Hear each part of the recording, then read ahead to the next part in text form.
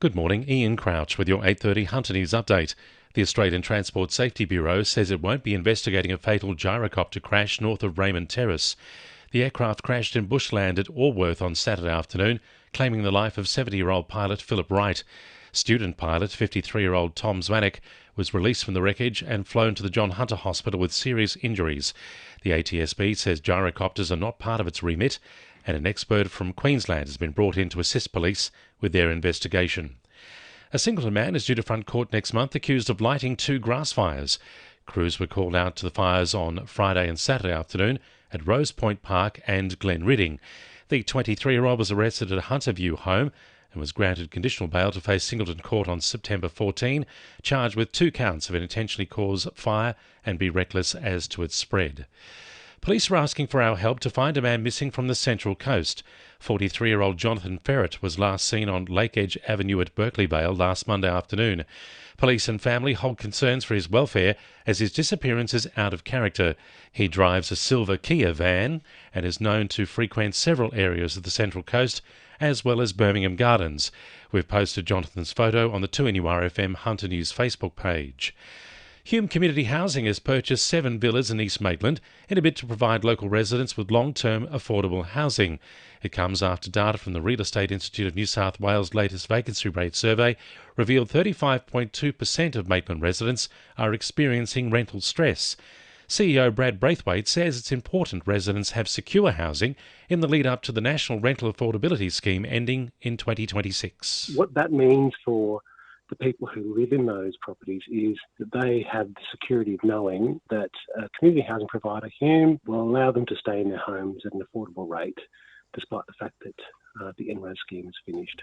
Meanwhile, a concerning number of Hunter households are just one unforeseen expense from going into serious financial difficulty. A new report from NCOS shows the majority of people in the Hunter don't have money set aside for emergencies, while 40% say they are going without medications and health care. NCOS is urging the government to increase the number of energy payment vouchers, provide affordable housing and legislate a cap on rent increases. The Warners Bay Rotary Club is expanding its mobile health service in the hope it reaches more residents in rural and remote areas.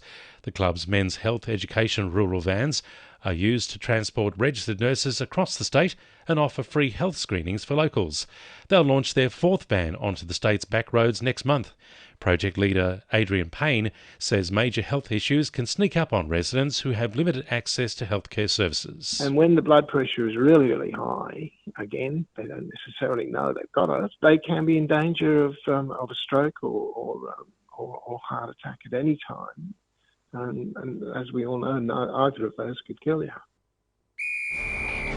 2NURFM Sport. The Knights could be without halfback Jackson Hastings as they look to a run into the NRL finals.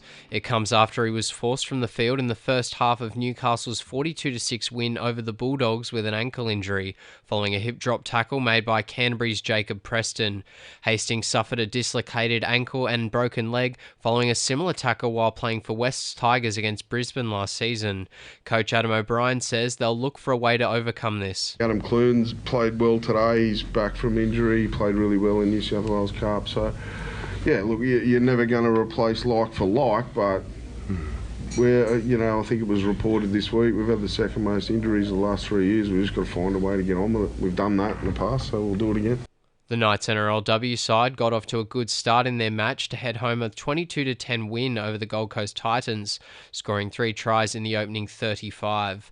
Meanwhile, Souths have gone 1 win within reach of Newcastle Rugby League's grand final after a 26-20 win over Cessnock. And the Jets are set to take on Brisbane Roar in the Australia Cup round of 32 tonight, with the match to occur at Maitland Sports Ground. That's sport. I'm Jordan Regnis. And the winning numbers in Weekend Lotto are 5, 10, 30, 32, 34 and 42, and the supplementaries are 19 and 45. And now you're up to date with the latest 2NURFM Hunter News.